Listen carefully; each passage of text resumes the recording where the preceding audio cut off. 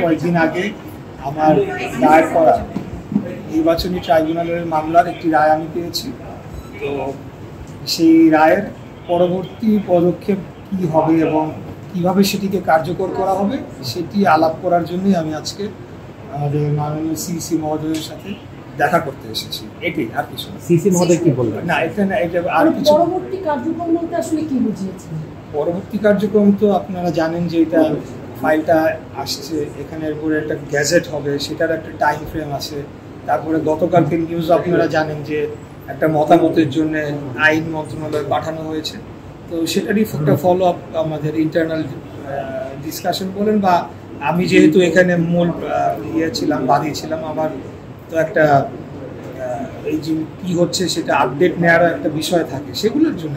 দেশ জুড়ে তোলপাড় ওয়ালটন ফ্রিজ কিনে আপনিও হয়ে যেতে পারেন মিলেনিয়ার।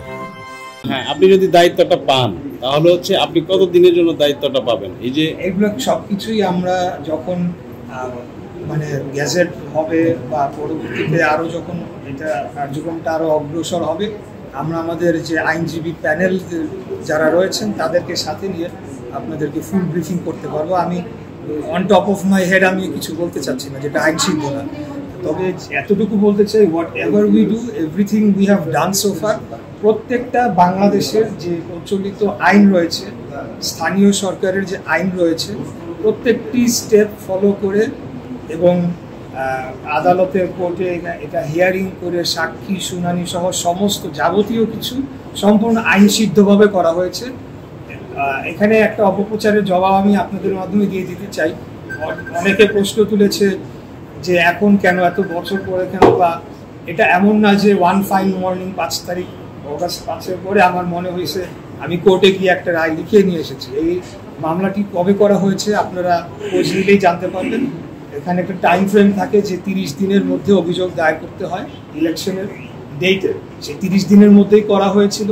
সকল এভিডেন্স, সকল সাক্ষী, সব কিছুই আমরা কোর্টকে দিয়েছি এবং কোর্ট সেখানে দীর্ঘদিন, আপনারা জানেন যে বিগত 5 তারিখের আগে আসলে বাংলাদেশে আইনের শাসন ছিল না। এই মামলার নিয়ম হচ্ছে 180 দিনের মধ্যে এটার নিষ্পত্তি করতে হবে। যেহেতু আইনের শাসন ছিল না এবং আমার অপোনেন্ট যে ছিল তাপস, সে সরাসরি কোর্টে হস্তক্ষেপ করত এবং আইনকে প্রভাবিত করে সে এই মামলাটিকে বহুবার বাতিল করানোর চেষ্টা করেছে।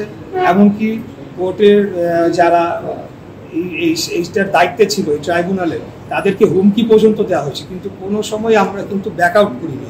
আমরা যেভাবেই হোক, বারে টাইম পিটিশন দিয়ে হোক, আবেদন করে মামলাটি আমরা চলমান রেখেছিলাম এবং পরবর্তীতে এটার যে ডিউ প্রসেস হয়েই আমি রায়টি পেয়েছি।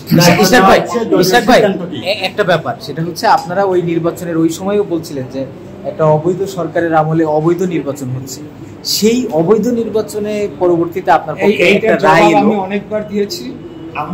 আমি কি বলেছি তার থেকে মোর ইম্পর্টেন্ট, আমার যে মামলা করার সময় আমি যে আর্জি করেছি, সেই আর্জিতে আমি কি আর্জি করেছি, কোন ধারায় আমি আর্জি করেছি, সেখানে আমরা নির্বাচনী ফলাফল বাতিল চেয়ে এবং গ্যাজেট বাতিল চেয়ে, তাপসের যে বিজয়ী ঘোষণা করা হয়েছিল সেটি বাতিল চেয়ে আমরা আর্জি করেছি।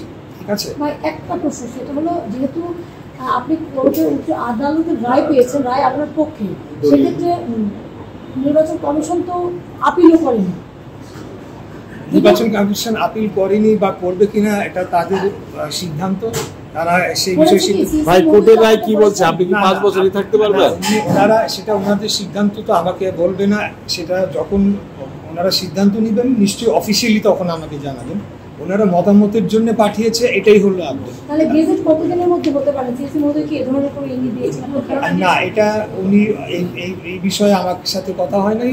আমি যতটুকু জানি যে রায়ের কপিতে লেখা আছে যে এটা কমিশনে পৌঁছানোর পরে 10 দিনের মধ্যে গ্যাজেটটি প্রকাশ করতে হবে এবং 15 তারিখে আমরা এই যে ফাইলটি আমরা ইলেকশন কমিশনে জমা দিয়েছিলাম। তো আপনারা বাকিটা হিসাব করবেন। Thank you.